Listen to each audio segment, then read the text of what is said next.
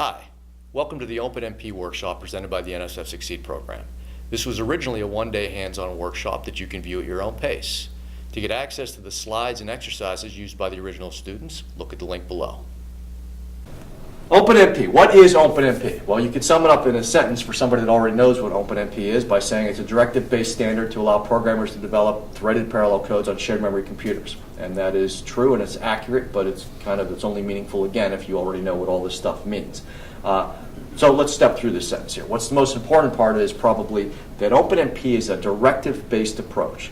Directive-based approaches to doing parallel programming are really quite elegant and powerful. In that we're going to give the compiler hints on things that it can do. It's going to use the experience and expertise of the geniuses that wrote the compiler to do a lot of the heavy lifting for us. And we're not going to have to, even in the ideal case, we're not going to even have to disrupt our serial code. Our serial code is still going to live on. It's not going to be forked off or disrupted. Our serial code is going to live on. We're going to gain all the benefits of running in parallel on multiple cores, and we're not going to have to do a lot of work, ideally. So this is the dream. We'll see how close we can get to this. Meanwhile, ignorant compilers that don't know anything about OpenMP can just ignore these directives we've stuck in, and the serial code still runs really well. So this directive-based approach is, again, it's a really elegant and clever way. It's what we're going to leverage today to do all of our OpenMP stuff.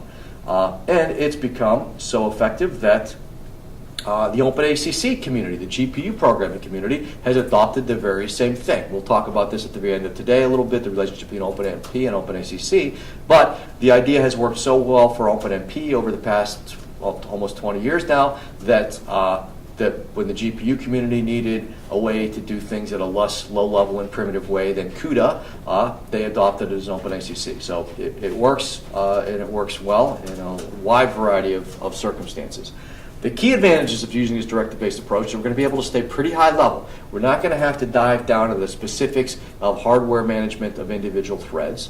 We're going to have a single source of our code. Our serial code will turn into our multi-core parallel code, but the serial code version will still be there inherent. It's still going to be something understandable to somebody that doesn't understand OpenMP or a compiler that doesn't understand OpenMP. So we're not going to have to fork things off and maintain two different versions. And that might seem impossible, but you'll see how it happens with directives. Now you might think, okay, well, that sounds good, but of course, if you're going to keep things at a high level and abstract, that means that implies that it's not going to be efficient. We're going to have to sacrifice some performance to stay at a higher level, which is not a bad suspicion to have. Very often when anybody tells you how everything's going to be high level, but it's still going to perform as well as, as the C code or whatever, you should be suspicious because that's generally just plain not true. However, in this case, for reasons you'll come to understand, it is entirely true that we'll be able to stay very efficient. We're going to be able to get the very same performance that we would get using low-level pthreads or something like that with our high-level approach. And the reason is because the high-level approach was designed to map directly to the low-level hardware and things that get invoked underneath it. Again, you'll see that as we go through it. But at the end of the day, we're going to find out that we're able to stay high level and still get every bit of performance out of the hardware that's possible. It'll be very portable. This is a standard. Everything you're going to learn here today is standards-based. You can move it to different configurations, to different hardware, to non-Intel architectures very easily, and everything will work. It's a very well-supported standard. And this last point is one that any experienced programmer appreciates, and is probably the highlight, which is that we're going to be able to do this incrementally. We're going to be able to go into our code and attack a subroutine or even a loop at a time with our approach here. And in parallel programming, that's not a given. In parallel programming, sometimes you've got to restructure, refactor your entire code to get a good, well-performing parallel code. In MPI programming, for example, it's very much the exception that you can attack a code incrementally. Instead, you really have to take the entire code as a whole, understand it, and re-engineer it. And even if you don't have to apply a lot of new code to it, you've got to understand everything that's going on. With OpenMP, we're going to be able to take a very different approach. We're going to be able to look for a hotspot in our code where we're interested in improving the performance and apply some directives there, hopefully get a big performance win at that part of our code, and then move on to other parts of our code or call it a win and finish. But we're not going to have to, at any point in time, understand the entire code, which in the real world where codes are tens of thousands of lines, that's a huge win. And that's why we're going to find out that we can use OpenMP often to gain parallel improvements in the code with an investment of an afternoon, which again sounds unbelievable in real codes. In an afternoon, can I really take a real code with 30,000 lines and that I don't even understand all of, and in an afternoon get some substantial gains out of it? And the answer is yes, that's entirely possible. Whereas, let's say again with MPI, no, that should not be your expectation. And I'm an MPI, a huge fan of MPI, by the way. It's why I teach the stuff and do lots of stuff in it, but you have to have different expectations for and trade-offs for what we do. MPI buys us millions of cores, certainly doesn't buy us an incremental approach. OpenMP has this ability for us to do a subroutine at a time. We have very broad compiler support. We're going to be using the PGI compilers today, but you shouldn't for a second think anything we're doing is specific to the PGI compilers. OpenMP is supported well, at least this not the very leading edge of OpenMP, the OpenMP 5.0 stuff or 4.5 stuff we'll talk about today, but the vast majority, everything we're going to talk about this afternoon and the stuff that represents the vast majority of OpenMP, which is the 3.1 capabilities, is implemented perfectly across all of these compilers and uniformly. And the reason for this is that this is indeed a standard, a well-supported standard, a cooperative standard with a standards body that's been very agnostic to a lot of hardware, and it's been around a long time. OpenMP first showed up as an answer to having to do things with POSIX threads. That was the most standard thing we had available to us. What that means exactly will make more sense in a few slides here. But when a standard came out as an alternative to POSIX threads, it was rapidly embraced by the community because it was so needed, and the approach works well. And so by the time we got into the mid-aughts, I guess, it was well exercised, well debugged, well implemented in a lot of places, and it wasn't until 2013 with accelerators and GPUs coming on the scene that there was really much of a need to modify it very much, and this is the stuff we'll talk about at the end of the day. So it's a very well implemented standard in any compiler that you're going to care about, unless you're maybe an embedded programmer. So let's start looking at some of this code. So here's Hello World in C and Fortran. Again, I'm going to do my best to do everything in C and Fortran today in OpenMP. And in OpenMP, what we do is we go into our code. So we take our standard print Hello World program here, and we start sticking in these directives. And the directives in C and Fortran look to the compiler like some optional hints as to what to do. In this case, the hint here is to run this section in parallel. It tells the compiler, I'd like this to be some parallel code. And in Fortran, we'll look at the specific syntax on the next slide. In Fortran, say, I want this section to be parallel code. So when it runs, each one of the cores is actually printing out Hello World.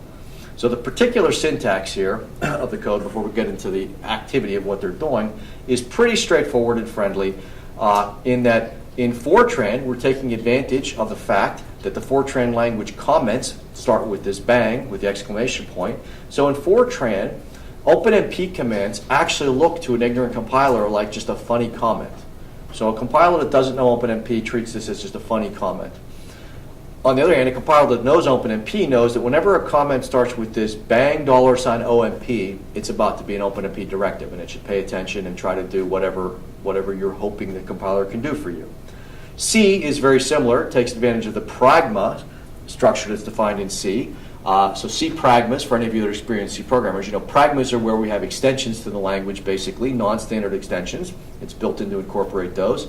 You've probably already used pragmas for things like packing, worrying about how things are put together in memory or whatever. If you haven't, that's fine. Just recognize that pragmas are how C allows non-standard compiler extensions to be implemented. And in this case, the non-standard is actually the OpenMP standard. So whenever C sees a pragma that starts with OMP, a compiler that's aware of OpenMP will start to try to do smart things for us. A compiler that doesn't know OpenMP can feel free to ignore it, and it won't cause any problems in the code. Now, a lot of people think that directives should always be in column 0 in your code, and so that's a standard that goes back to define statements from C in the 70s and 80s. I find that to be unnatural, and so I nest them as we go along. It's strictly stylistic, so you'll find in the examples we do today, I nest the directives at the appropriate place in the code. You'll also find many examples out there in the real world of OpenMP where they're all in the first column. Again, it's a stylistic thing. You can go either way, or you can mix and match. The compiler doesn't care. Now, I've mentioned something called pthreads already, so this is where OpenMP comes from. So I feel compelled to quickly point out to you what our Hello World program would look like if we were doing things with pthreads, the original standard way of doing threads, taking advantage of multiple cores in a code. Pthreads, or POSIX threads, again, POSIX is the Unix kind of standard that Linux and lots of things are modeled around. POSIX threads are low level in the sense that you have to explicitly ask for a thread to be started, and it's forked off, and you have to manage the threads a whole lot with boilerplate code that maybe you might think of is not that complicated, but at the very least it's tedious to start sticking in all this boilerplate code. And it's prone to errors, and maybe most importantly, it changes your code. It is not the original serial code with some hints added in. Instead, it's new code. Here's our Hello World program here done with pthreads. And it's not that complicated. We could step through here and look at the logic, but it certainly doesn't look like Hello World anymore, right? It's a different code. And so pthreads turned out to be way too much boilerplate and tedium, given that they were often doing the same simple type of things over and over, just starting some threads up, just doing some things in parallel. So OpenMP comes along and says, okay, well, let's replace all of that with just some simple commands that do these straightforward things, but without having to screw up our original code. So the pthreads code, which again, we're not going to step through, but you could probably sort out what's going on here yourself, just intuitively. Change the structure of the code. We've lost the original code here. And as we get to more and more code and do real examples instead of Hello World, this only gets messier and messier. So this is kind of like assembly language programming used to be. You can do things at a low level. You can certainly be efficient, but at some point you find yourself, for any of you that do know assembly out there, I'm a fan of assembly in the right circumstances, and I miss the opportunity to do it a whole lot, mostly because these days compilers are as good, or in some sense better, than the average assembly language programmer. So why do it? Why work at a low level when there's no performance benefit? And I mean zero performance benefit, not some, or you're willing to pay a little sacrifice. A modern compiler is going to be better than the average person doing hand assembly these days. And it's the same now with threads. Is OpenMP, if we're going to pay no performance penalty to use it, why deal with all the complexity of using pthreads? So that's why OpenMP has taken over. Now, I'm using the term threads here. We've talked about processes. I mentioned that, and processors and cores and everything. What is actually the difference between threads and processes? A thread, and we'll see how this affects our coding examples that we're about to jump into. A thread is a piece of program that you're going through that shares all of its data with some other code flow, some other thread of execution, hence the term thread. They share all the variables, so they're all in one shared memory space. So if one of these threads modifies a variable called A, the other thread's going to see that variable called A is modified. If one of these threads screws up and crashes and takes out, overwrites memory and crashes, the other threads are going to crash too. They're going to go down in flames with it as well. So threads all share the same process space, share the same memory, and they're all part of the same program in a practical sense. On the other hand, processes are entirely independent. So processes have their own physically separated memory spaces. The memory management unit makes sure they can't step on each other's memory. So one processor goes nuts and overwrites everything. Other processes are unaffected. And you understand this just as a PC user because these things exist on your PC right now. A process on your PC, if you're in Unix and you type PS, it lists all the processes on your machine. If you're in Windows and bring up Task Manager, it lists all the processes, and you'll see hundreds of them. You'll see in Windows, you'll probably have 100 processes running, or in Unix, a comparable number. Those are all processes. They're all independent programs. If one of them dies, it doesn't take down the whole machine. They're all independent and isolated from each other. On the other hand, within one of those processes, you might have multiple threads running. A common example that we'll look at in just a second is a browser. A browser might have each one of the tabs be a separate thread. And that means that if one of them screws up really bad, it can take down the whole browser. And that was found to be undesirable. So today, browsers often, because of all the crap in JavaScript and everything that's running, that can mess up a thread, it was found desirable to make them each a separate process so that when one page goes terribly wrong, it doesn't bring down your whole browser. The other tabs can live on. So that's the difference between processes and threads. We'll see them much more explicitly. Programming-wise, OpenMP is for managing threads. We're going to use a bunch of threads between cores. If you want to communicate and coordinate processes, different programs, that's the domain of MPI, which we're not getting into here. So threads have a lot of flexibility to do a lot of different things, but they all start out with the same from the same point, with the same general paradigm of how they connect together. You have a program starts with a master thread. Threads then can start other threads. They can branch out of it. Threads can get killed at any point in time, and they can also start other threads themselves. So threads spawn as things run, and they die as things go along. So there's a lot typically threads are very dynamic. Here's an application, the one I was just mentioning, that gives you a good idea of why you'd want to do that. Here's a browser that has threaded tabs. So we open our browser, but then we open some more tabs. So we open a tab here, and it's a new thread. And here's our original window, and here's another thread, another tab that we open, and it's a different thread, and here we open another tab from here. So we now have multiple threads running. But we kill this browser tab off right here. It's the end of that thread. So threads can come and go as we go along, and they're all related. They're all the same program running. They all could share memory here, but they're different threads of execution. So that's one typical use of threads.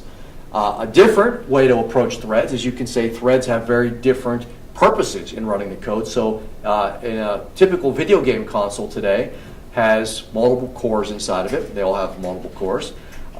And the way a game will often run is to assign each one of those cores will have a very separate function as the game's running. One of them might be responsible for the game physics, worrying about collision detection and things like that. Another one might be responsible for dealing with rendering issues, just drawing the screen. Another one might be responsible for AI, moving characters around and making sure they do intelligent things. Each one of those threads is a very separate type of program, looks very different and has different code, but they all communicate with each other, they all share memory, and they all cooperate as the code runs, but they're all persistent. They're not starting and stopping. We have pretty much the game starts and you've got your 3 threads and all the way till the game ends. So that's one way that you might do it. The way we're going to use threads for most of HPC, it won't be the only paradigm we'll look at today, but it'll be the most important one, and you'll find it's for most of you that it's the one that you go to the vast majority of the time, is we're going to use threads to take big for loops that do a lot of number crunching, which is the most common case in HPC and in scientific programming. You got big for loops. You got a big arrays, and you're doing a lot of math operations on those arrays with nested for loops or do loops for the Fortran programmers out there. So we got these big arrays that we're going to operate on. Wouldn't it be nice if each one of our cores could work on a separate section of that array independently, getting us all this parallel programming? So we have threads, multiple threads working on our big arrays at once. In other words, we're breaking up our for loops into some sub-pieces. Then this should be reminiscent of that weather map that I pointed out. Our weather map's a big grid. Wouldn't it be nice if we could break up our weather map into, say, 4 pieces for 4 cores? That's exactly what we're going to do. So this is what we're going to focus on today for a lot of our work, but we'll cover the other models as well. You can see there's a lot of flexibility with threading with OpenMP. But this will be what we'll find we get the most leverage out of, and it'll be very, very easy to exploit this kind of, the directives that are responsible for this as well.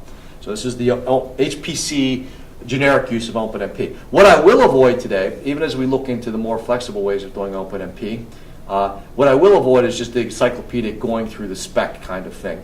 That is a way to rapid confusion. OpenMP has a lot of and a growing list of directives, many of which you'll never use unless you're in a particular application where you might find it very useful. But it's to take the encyclopedic approach, if I'm going to learn all the directives and go through the spec, is pretty daunting and probably not a fruitful way to start.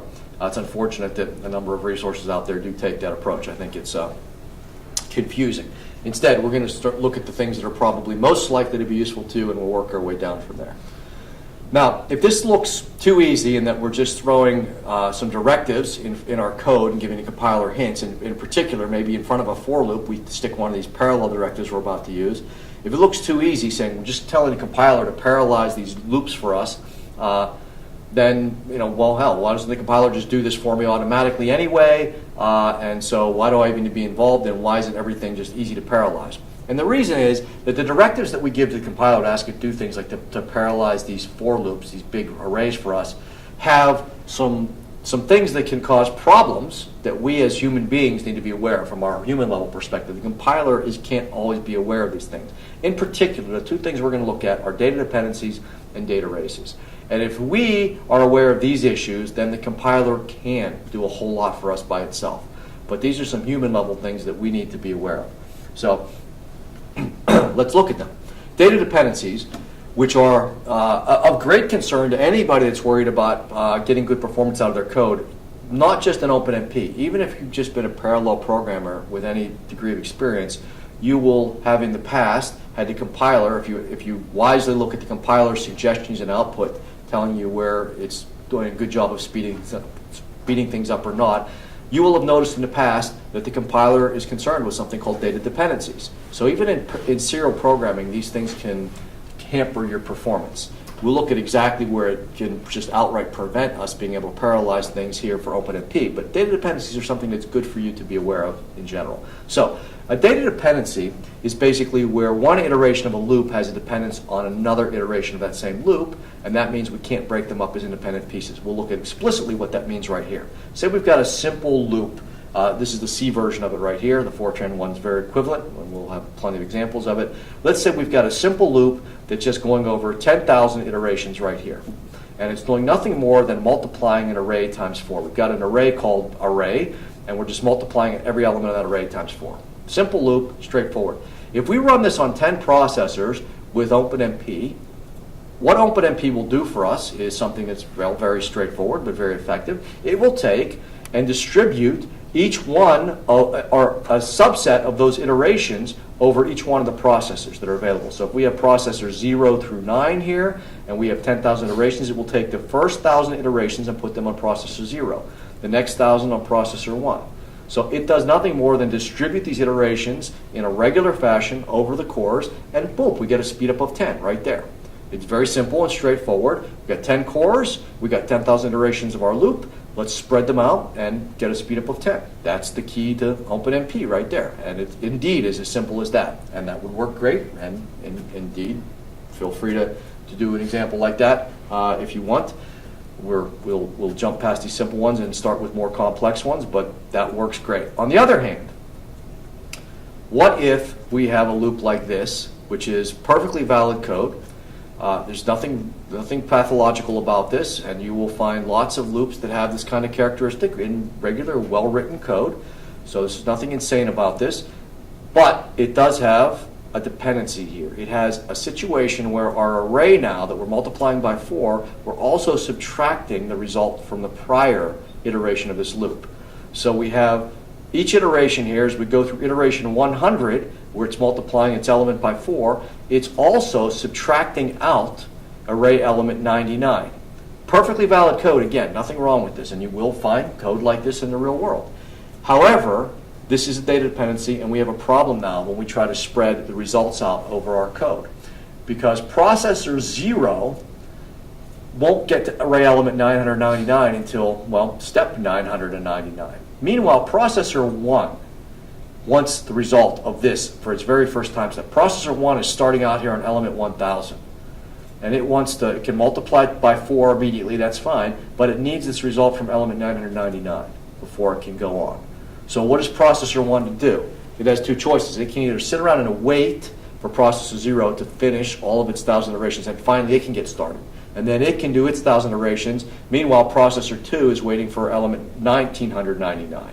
So it's the same situation. So everything can wait, and then things just go linearly, serially along here, and we've achieved no speed up. That's one possibility. The other possibility is processor 1 can just charge ahead regardless of what processor 0 has done here, and we'll end up with an incorrect result, basically, because this will be not the right value. And so we can either gain no speed up by waiting on this dependency, or we can get an incorrect result. And it so happens in OpenMP, if you throw a directive in front of this loop, it's going to do the second one. It's going to give us an incorrect result. OpenMP is a very prescriptive language. It will do what we tell it to do. It's going to go ahead and do the wrong thing here. So it's a little bit different from, say, OpenACC, for those of you OpenACC programmers, where the compiler will catch it and warn us. But this is the problem with dependencies. Another way a dependency can show up is an output dependency, which is where we've got a loop like this distributed across 10 processors, and we have this we have a scalar variable in here. Scalar variable is, by the way, a term I'll use today frequently. A scalar means a variable that's not an array. That's the simplest way to think of it. So we have vectors or arrays, and then we have scalar variables, which is not an array. So that's all scalar. It's not an array. We have a scalar variable here. It's not an array. It's equal to something that is an array, that's iteration dependent, then at the output of this loop right here in the serial code, we know that this value is going to be equal to element number 9,999. On the other hand, if we start doing this in parallel, all of the different cores are trying to set this value for x at the same time in a flurry. We're not guaranteed what value this is going to have in the very end. So this is a dependency as well, less common one. But anyway, the main thing to recognize is that whenever you've got iterations, whenever one iteration of this loop is not completely independent of other iterations of the loop, we've got a dependency. So recognizing data dependencies is important, so you don't try to parallelize loops that have dependencies. The compiler may warn you. As a matter of fact, modern compilers are quite good at this, at warning you of dependencies, because dependencies, as I've mentioned, have performance implications for serial code that goes back decades. So dependencies have been undesirable in code. So compilers have gotten better and better at recognizing them and just telling you, hey, there's a dependency here. If you're smart, you solicit that information to the compiler. You say there are output switches where you can say, hey, let me know what you see about going on in this code. So the compilers can often let you know about dependencies. But you shouldn't rely on it, because if you don't recognize the dependency and you parallelize that section of code, you could get bogus results. So recognize the dependencies. They're often very straightforward to spot. That's why compilers can spot them, because there's clear patterns. So if you see a variable that's indexed, and you see indexes from this iteration plus something from a different iteration of the loop, that's a clue right there. If you have a variable that's written and also read in the same iteration, that's a clue. Or scalar variables that are written by an index-dependent variable, that's a clue. So that's a clue right there that things might depend on other iterations. It's straightforward logic. I mean, you can look at it yourself and say, hey, can any one of these could any one of these iterations be taken out of this and done independently in its own context? If the answer is yes, then it's fine and you can parallelize that loop. If the answer is no, then you have a data dependency. So what if you have a data dependency? Can these be overcome? And the answer is there are lots of ways to manipulate loops so that you can get rid of data dependencies. Again, this is an issue that's been around for decades. And so over the decades, people have learned lots of techniques to just reshuffle code, some of them formalized. So you can find some guides out there on if you have this kind of, people have even classified all the dependencies in many different ways. If you have this kind of dependency, here's a trick you can use to rearrange your code. Some of them are just common sense. But at the end of the day, it's quite often possible for you to rearrange your code and get rid of a dependency. As a matter of fact, compilers today, again, because they're concerned with dependencies and have been for a long time, can even automatically sometimes do that for you. It's not uncommon today to see that a compiler has avoided a dependency that kind of looks like it's in your code, and it has figured out that if it just shuffles a couple of lines, the dependency goes away. And it will do that for you. Again, not even for OpenMP reasons, just for performance reasons having to do with vectorization and whatnot. So compilers can sometimes do that automatically. However, sometimes they are fundamental to the algorithm. I mean, sometimes algorithms just have these dependencies between iterations, in which case that is not a suitable candidate for parallelizing with threads. It's not going to happen. So it's up to you as a human being, with your perspective about the algorithm and the code in general, to be aware of these things before you just start sticking in directives in your code and assuming that everything's going to work right or the compiler will warn you. Again, with OpenACC, it's a newer spec. It assumes compilers are a little bit smarter. It does have ways of saying, hey, don't ever do the wrong thing, always be paranoid. But OpenMP assumes you're always doing the right thing. You've got to be aware of these. So let's look at how we apply some OpenMP to some code. Here's a simple loop right here that does some basic math. It does nothing more than calculate the price of paint for a bunch of different rooms that have a width and a height and a price per gallon. So it's a very simple-minded toy problem right here. So we have some variables, height, width, cost of paint, and for each room here, we're going to figure out the cost of paint. So these are the C and Fortran versions. So if we just go ahead and throw some OpenMP at this code right here, we take the directive that I've given you some quick looks at here. We're about to start deploying in our real codes here, the parallel for directive. Again, the most powerful directive in OpenMP, because it says take this for loop and divide it up amongst the cores. It says the compiler will be responsible for all the math, worrying about how many iterations to give each core, et cetera, but this directive just says do your thing here for this next block of code. Oh, by the way, something I may not have highlighted here is that in C, the directives apply to the next block of code here. And in C, blocks of code are just part of the language that we're all familiar with. As a C programmer, you know what a block of code is, right? A for loop applies to a block of code right here. Anything with braces. And you can always stick in some extra braces in your code if you want to make blocks of code. Fortran doesn't have blocks of code built into the language. So in Fortran, we'll find all of our directives have end directives to kind of bracket the code for us. So in C, this directive applies to this next for loop. In Fortran, we'll have to put an end directive in here. So that's the main difference between Fortran and C OpenMP directives. So in this case here, we say, go ahead and break up these parallel loops for us, because this is what OpenMP is really good at. Go ahead and break up the loops. And if we go to run this code, we'll find out, well, first of all, I'll quickly show you how to compile and run it so you can see it's very straightforward. So to compile and run this code is very easy. We can take our Fortran files or our C files and just point the standard Fortran and C compilers at it. So don't be dismayed by this PG-F90 or PGCC. That's just a PGI version of it. So it's just a standard F90 and CC compiler. And so we point them at our code. However, if we want them to pay attention to the directives, we need to turn that part of the compiler on. The compiler, by default, will ignore our directives. Remember, they look like funny comments, but if we want the compiler to start to do clever things for us, we tell it to turn them on, start to parallelize the code. And we do that with the -mp directive for PGI. So we say -mp, now it's going to start paying attention to the directives. After this line happens, we have a program called a.out that is now capable of running on multiple cores. So we have a multi-threaded program. Now, how many cores is it going to run on? This is where OpenMP has a standard way of asking at runtime, not when you compile it. When you compile your code, you don't care how many cores you're compiling it for. It's capable of taking advantage of varying numbers of cores.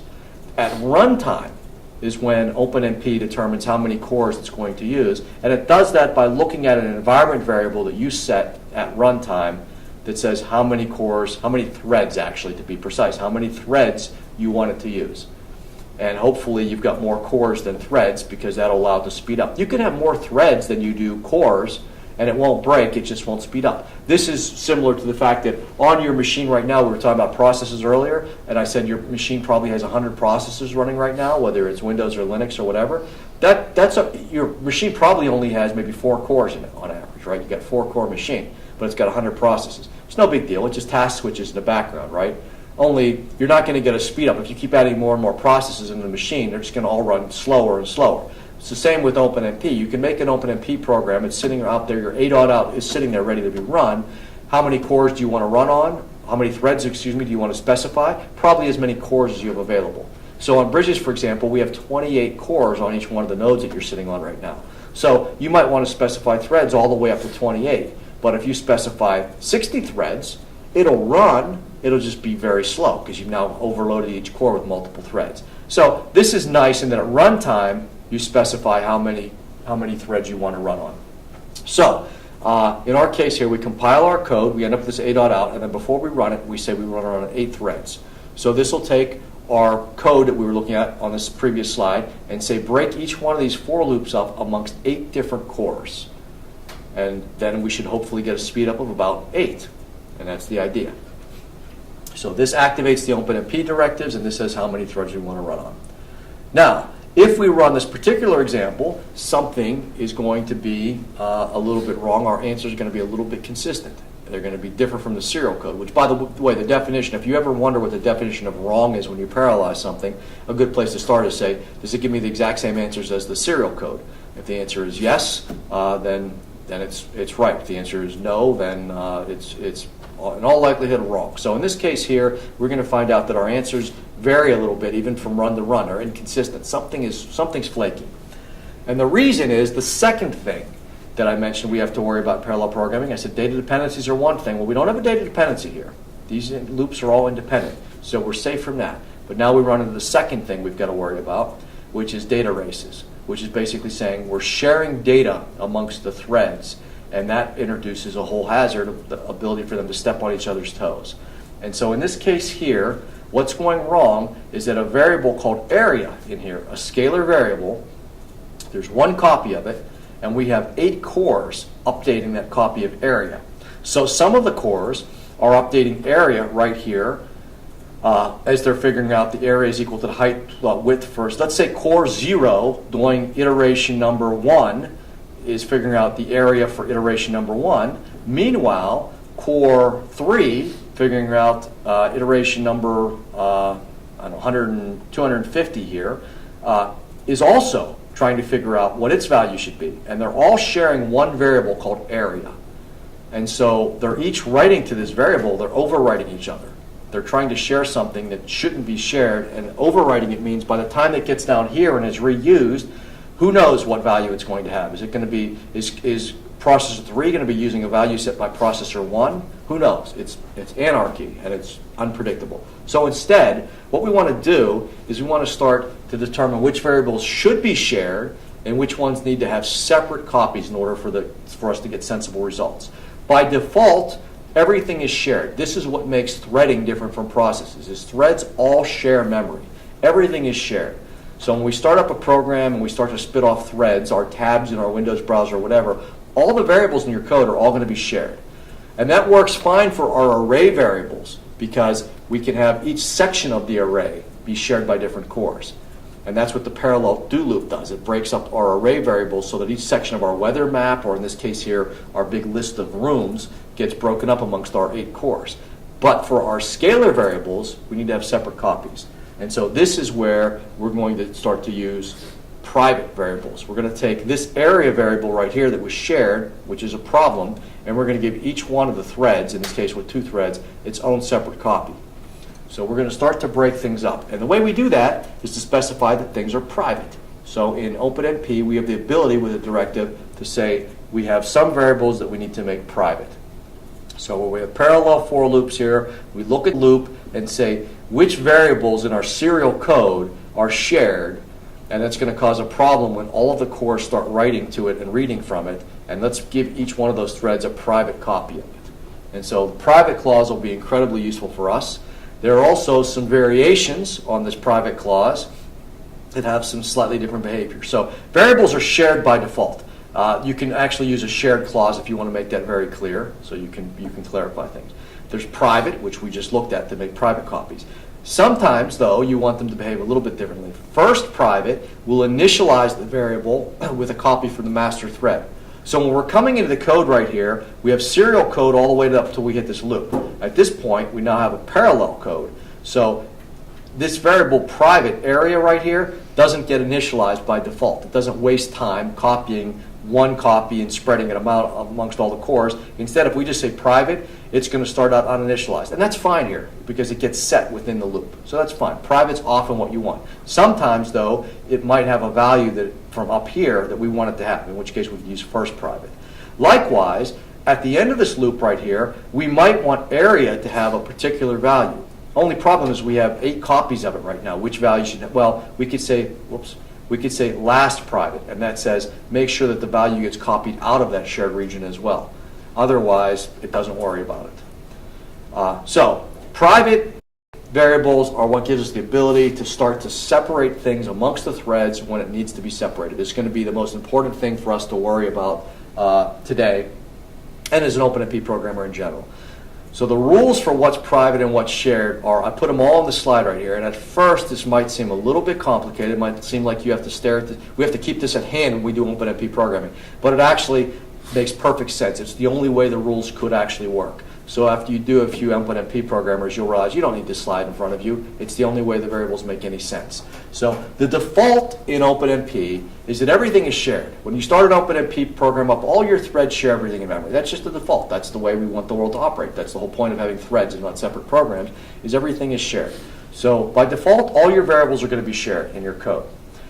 The only exceptions to that are the ones I've got in this slide. So if you have static or save variables in your program, in any subroutine, or well, static or save. If you have static or save variables, let me restart this sentence here.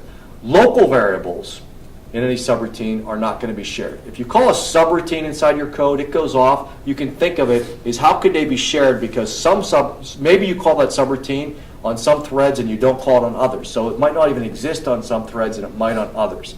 Or another way of thinking of it, if you're an experienced programmer, is when you call local variables in a subroutine, those are ones that are actually on the stack. They get stuck on the stack. So they may or may not be accessible, multiple copies on the stack to other things. So If you call a subroutine, those variables aren't automatically going to be shared. So it makes sense in a lot of ways, but the rule is this. So in our codes today, we're going to find out we don't have a lot of subroutines inside of parallel regions, something you probably won't often have. But if you did, they won't be shared.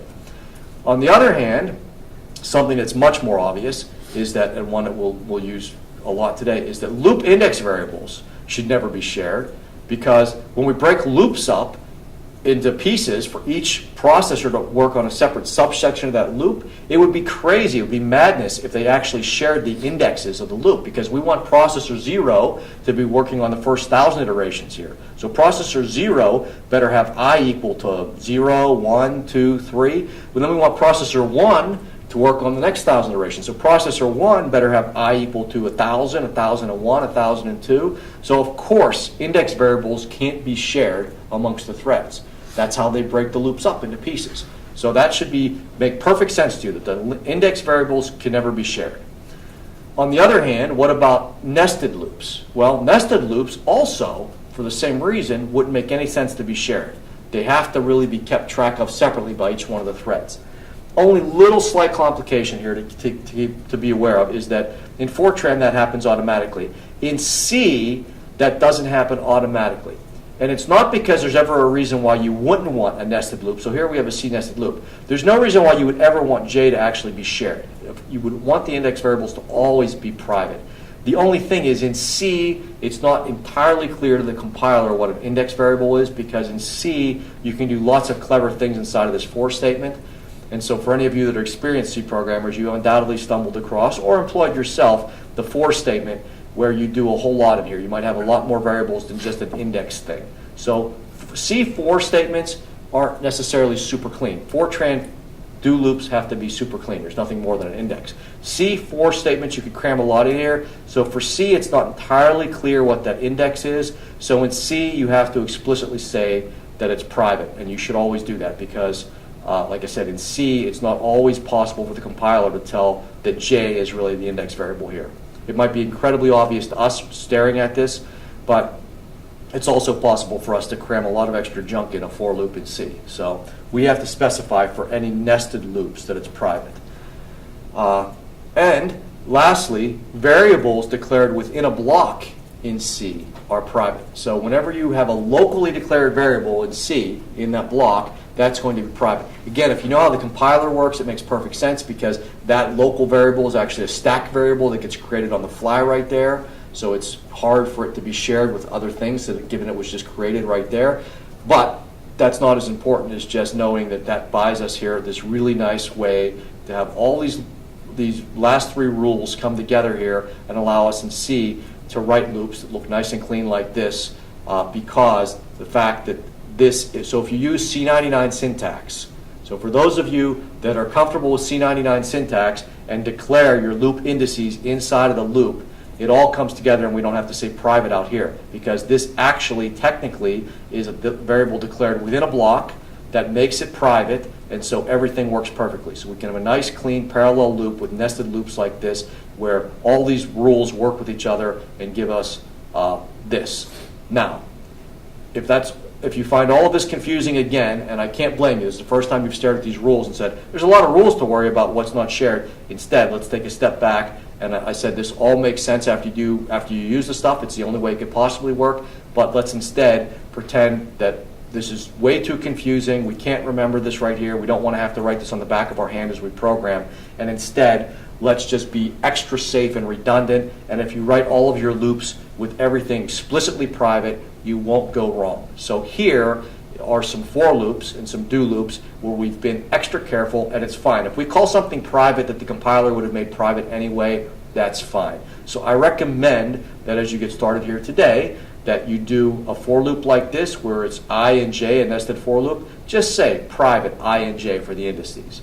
We could actually get away without J right here, or we could declare this internally in here. We could call them int I, int J inside here, and then they're in blocks, and we can get away without it. But if you do this, it's documented nicely in your code, it's obvious, and it won't steer you wrong. And then after you write a few OpenMP programs, you'll go back and go, oh yeah, I understand. This stuff all makes perfect sense. But it doesn't hurt to be redundant right here. And it actually kind of maybe helps documenting the code, makes it very clear what's private, and everything else is shared. That's the way to go. So again, in Fortran, it's even smart enough to know that I and J are private. You don't need this private clause at all right here. Now, I will point out just the generic nested loops thing that's important to understand. Oh, by the way, the loop that's parallelized is always going to be the outermost loop. This is the one that's going to get spread over the cores. So the outer loop gets chunked up. The inner loop, by default, won't get chunked up. Each core is responsible for all of its iterations of the inner loop. One thing I'll point out here, it's just good programming practice, is that you should almost always actually, I can't think of any exception, you should always make sure that in C, your innermost loop is always the rightmost index. That makes sure that it's going over things nearby in memory. It's not jumping all over memory. In Fortran, just to be difficult, it's the exact opposite. Your innermost loop should always be your leftmost index. Those are standard serial programming practices that you should already know. If that's not clear to you why that is, ask the question and we can go into it in more detail. It just keeps things going. So a two-dimensional array in memory that's laid out in this raster pattern like this, when you have for loops, even just in serial code, so let's forget OpenMP, it's best if we're going over the for loop to go through things in memory this way. If you go through things in memory this way, skipping down, then in a 1,000 by 1,000 array, you're grabbing element 1, element 1,000, element 2,000, skipping all over memory. Vastly inefficient in hardware and memory access patterns. So in whatever programming language of choice you're using, it's best to go through contiguous memory slots on the innermost loop. And that keeps everything much, much more efficient. That's standard serial programming. It's equally important in OpenMP. If you do loops in an odd order in OpenMP, it's incredibly inefficient and messes everything up. So again, serial programming practice, but important to be aware of. Okay, folks, welcome back. I was about to say we'll pick up where we left off, but I feel compelled to back up just a couple of slides here because I want to make sure nobody gets intimidated by this slide that has the rules for what's private and what's shared. Because although I tried to make it clear to you that that really you don't need to have this by your side at all times because things really are quite natural when you start using them. The rules just work automatically. That probably didn't sink in, so I want to emphasize it again. And as we go through the examples here and we go through the exercises today, you will find you don't need to remember any of this. It just automatically happens. So please don't be intimidated by that. And likewise here, we have an example of just by default, I stick in private for the index loop variables here. Everything will automatically work out okay. So life is simpler than you might think if you look at those rules and think that there's a lot of subtlety or nuance to them, because that's not the case. So back to where we were. We were going to go over yet another piece of code that demonstrates the very last pitfall that we might fall into before we can go ahead and start doing our exercises. Here's a program that figures out prime numbers. And it's kind of a brute force. It's not particularly clever. It's a brute force way to figure out prime numbers. Basically, it goes through for some list of the first 500,000 numbers here.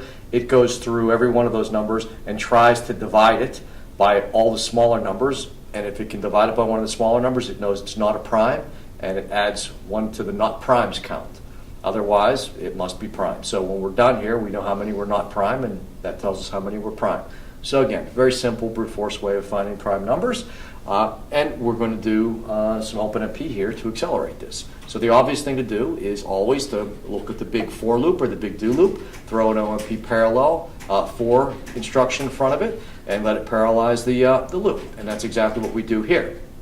If we do this, once again, we get some inconsistent results. And so the first thing we do as even new OpenMP programmers, but certainly as an experienced programmer, is go, okay, where did I forget to make something private? So something is shared and things are overriding each other, and that's why I'm getting inconsistent results.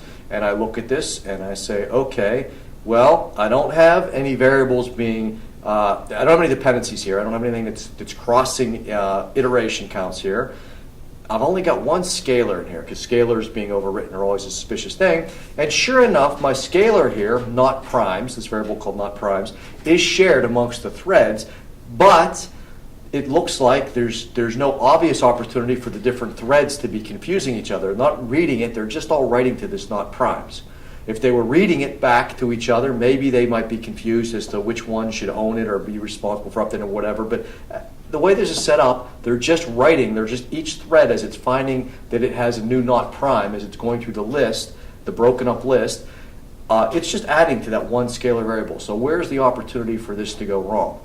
And the answer is that when you're doing parallel programming on a machine, you really have to be quite suspicious of thinking that simultaneous threads accessing anything is going to be okay, because even simple operations have the opportunity, when things aren't properly broken up into private spaces, even simple operations on shared things have the opportunity to go awry, because behind the scenes, things that you might think are simple, or in this case, the definition that we're looking at here is atomic, or in other words, happen in one step. Behind the scenes, there might still be things going on because data gets shuffled around, the data ends up in caches, and data has, well, lots of opportunities for things at a low level to trample on each other between the threads. In this particular case here, the simple statement primes, not primes plus plus, or essentially not primes equals not primes plus 1 here, might look atomic.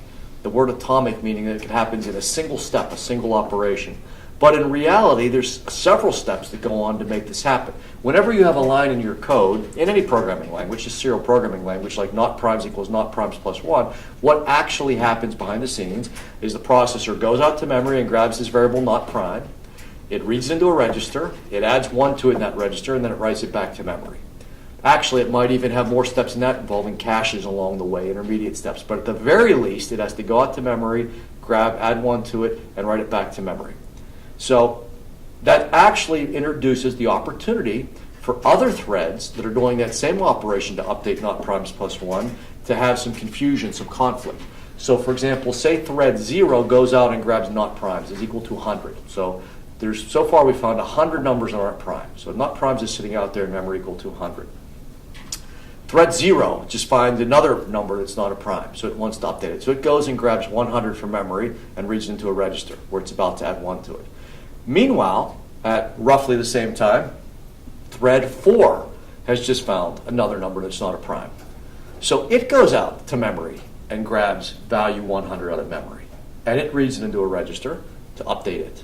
So they both right now are updating the value 100 to 101, and then they both go ahead and write it back to memory. So what we end up with is 101 in memory instead of what we really should have, which is 102. So again, the fact that a statement, one-liner like atomic or not primes equals not primes plus 1 looks atomic, looks like it happens simultaneously. Computers don't work that way. They don't go out to memory and just stick 1 on a number by default. Instead, these accesses happen involve fetching the memory, operating on it, and writing it back to memory. A bunch of threads operating simultaneously have the opportunity then to miss each other, to have 101 be out there instead of 102. So that's exactly what's going on in our not primes program here. So again, once you're suspicious of variables having these kind of multiple threads operating on them, causing something to go awry, the thing that should pop to into your head foremost in OpenMP is make this private. Let's give each thread its own private copy of not primes. And that makes pretty good sense all the way from in terms of every one of these threads. They can accumulate how many not primes it's found. They won't interfere with each other. However, when we get to the end of the loop, when we're done with the program, so to speak, we have a little bit of a sticky situation here. If we make not primes private, each thread will accumulate the proper subtotal for itself of not primes. They won't interfere with each other. But when we get to the end here of the block of code, and we're about to go back to our serial code, we now have all of our threads. Say we have 8 threads here. We now have 8 copies of not primes, each with a good valid subtotal, but we need to end up with one number called not primes, right? It's not an array with 8 slots. Instead, it's a single number. So we have to somehow get 8 copies of our private variables to turn into one copy. Fortunately, OpenMP has a way to do exactly this because this is a common situation. Many times when you take and make a variable private, and the threads are operating on it concurrently, when you're done, you do need to combine the results back together. And this is what's called a reduction operation. And so this is very common in parallel programming in general. OpenMP, this is the variation we run into. And so instead of just making a variable private, we make a special type of private variable called a reduction. So a reduction variable says make this private, give each thread its own copy, but when we're done at the end of this loop, we actually need the value to be combined together like this original serial code result would have given us. And so the way we do that with the reduction operation is we also have to specify how we want to combine them together. because you might think it's always going to be adding them together, but there are other types of reduction operations, the most common of which are a minimum or a maximum that could happen as well. For example, say we had a list of numbers and all of the threads are going through it looking for a minimum value. Each thread is going to find its own minimum for the section of the list it looks through, and then when we're at the end of the loop and we want to combine them together, we really want the minimum of the minimums, right? So reduction operation gives us a solution to that. So instead of a sum operation, we'd have a minimum or a maximum. So minimum, maximum, and sum, those are the three most common ones. There are some other ones, I'll show you the list here in a second, but minimum, maximum, sum are the common ones you're likely to stumble on in your own algorithms as you're going through parallelizing a code. So in this case here, with the primes, we want to finally, when we're done, we want to get the sum of them. So this reduction operation, the plus sign says make it a sum of all the not primes, and then at the end of this loop, the correct value will pop out. And this is a sample code that's sitting in your directory you can look at, and you'll see that it runs properly with this reduction operation. So again, when we look at our codes, we should be very paranoid about anything that's shared amongst the threads. In the case of a scalar variable here that all the threads are writing to, we should ask ourselves if it should really be private. And if the result needs to also live beyond that loop, we probably need a reduction then to get all of those separate private copies to be back together in some sensible way. So here are the reduction operations that we have available to us in OpenMP. We have, again, sum, minimum, and maximum. Those are the ones you're likely to see. They're also nice enough that they automatically initialize the variables to the right value, to the sensible value when you're doing this kind of reduction operation. But there are also logical operations that you could stumble upon too. So we'll come back to this example again later and see how we can optimize it a little bit more. But I hope this makes sense to you. If this example doesn't make sense to you, this is a good time to ask questions because it illustrates all the kind of things that we need to really use the primary utility of OpenMP that we're going to employ in our exercises here. And what do we have? We have a loop that does a lot of stuff, so we want to parallelize it. We do that with the OMP parallel directive, or parallel for, or parallel do, depending on what Fortran C. We look and see, okay, what needs to be private? Well, in this case here, we need to make the index variables private here, or at least the second one, J. And then we say, oops, we've also got this scalar that's being written to by a lot of variables, so we should probably make it private. And then we realize that we also need the value of it to live after the loop, so it probably needs to be some kind of reduction. This illustrates all of the things you're likely to encounter in a typical HPC loop that you're trying to apply OpenMP to.